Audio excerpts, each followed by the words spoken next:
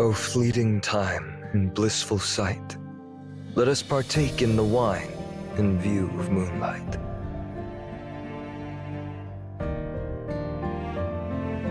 You're in the mood for drinking today, Master.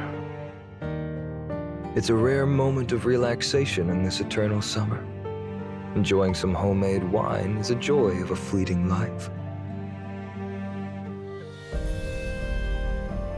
Speaking of which, you treated me to a bowl of wine in the Western region over a decade ago. You were young back then, but now you can drink with me. So, would you like a glass as well? Thank you, Master, but I've never had an appreciation of wine. I'll enjoy the wine on my own then.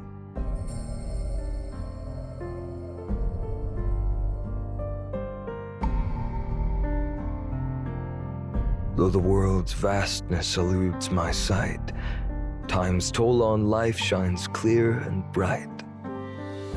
In the feast of nature's bounty, bear's paw grants girth, while slender grace is found in the frog's agile mirth. Where dwells the divine Lord in realms unknown, does the immortal one grace existence's throne. In the eastern sky, Romu's embrace, where the Zhulong resides with radiant grace. With blade's swift dance, I sever its limbs, consume its flesh, quelling its whims. No more it soars beneath daylight's gleam, nor hides in night's veil a vanishing dream. Old souls endure, death's grip they defy. Youth's tears withheld, their sorrows shy. This is a poem called Fleeting Days, written by an ancient poet, I believe. Indeed. Do you understand the meaning of this poem? I'm not well educated, so I can only try to interpret it literally. The poem reflects on the fleeting nature of time and the brevity of life. The poet laments and wonders if there truly exists a god who does not rely on grains for sustenance. Legend has it that there is a colossal tree named Ruomu in the eastern skies, beneath which rests Zhulong, a dragon that controls the cycle of day and night with its eyes opening and closing. So, the poet whimsically imagines that if he were to sever its feet and consume its flesh, time would come to a halt naturally. Thus, the old would never die, and the young would no longer weep over their deceased relatives. Yes, indeed. What a poem. What a dream. If everyone could enjoy eternal life, what kind of paradise would this world become? There would be no aging, no illness, and no death. Everyone would have ample time to know and befriend one another. All troubles and conflicts would diminish in the face of infinite longevity, leading to boundless knowledge, wisdom, and experience. In such a world, everyone could possess the wisdom of sages. It's truly a marvelous dream. However, in reality, there are neither immortal beings nor dragons, and it's impossible for mortals to attain immortality. Because you've never seen immortal beings or dragons with your own eyes, you can so easily conclude that they don't exist. As for immortality, countless emperors have pursued it, so it may not be an entirely futile endeavor, right?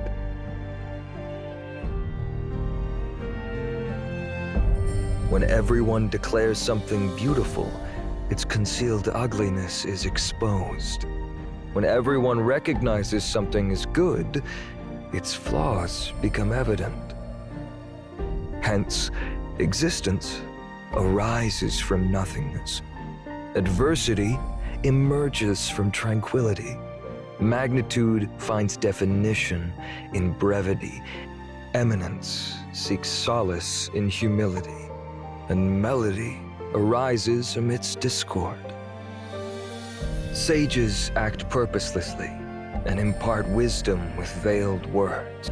All beings are permitted to flourish undisturbed, nurtured without appropriation, fostered without reliance on personal strength, and achievements attained without laying claim to merit. Your wisdom is far beyond my comprehension, Master. It's just some knowledge gathered from others. What I just said was passed down to me by a philosopher friend of mine. According to him, the world is driven by desires for profit, and it is precisely through contrasts that people develop desires, competing for fame and fortune. Therefore, if one does not boast of extraordinary talents, does not value what is cherished, and does not flaunt what arouses greed, then one will not disturb the souls of others. In other words, once all desires are eliminated, one's soul will always remain serene and calm.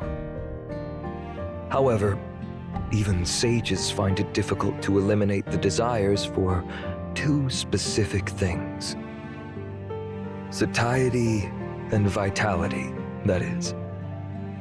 Well, isn't it a bit complicated? To put it simply, it's about being well-fed and healthy. These are the most fundamental needs for all living beings in the world, and all beings are equal in regards to these needs. Therefore, a wise emperor's reign will grant their people a content mind, a nourished body, a weak desire, and a strong spirit. This helps people attain knowledge and eliminate desires.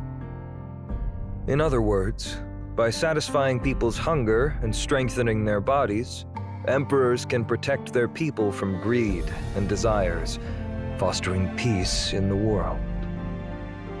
At that time, all lives will be like thriving flowers in a fertile wilderness, blooming towards the sun.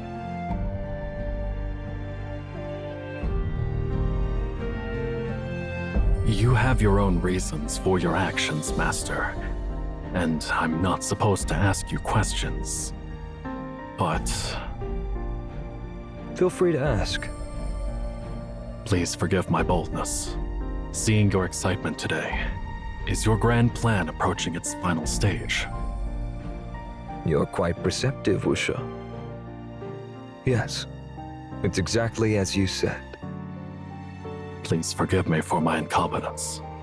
I failed to remove those unexpected visitors at this critical moment.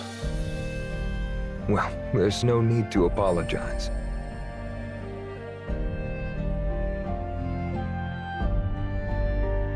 I have other matters to attend to, and we won't be seeing each other again in the near future. As for the remaining matters in Songlin City, I entrust them to you.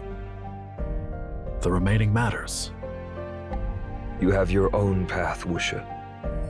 Follow your heart, and everything will be fine.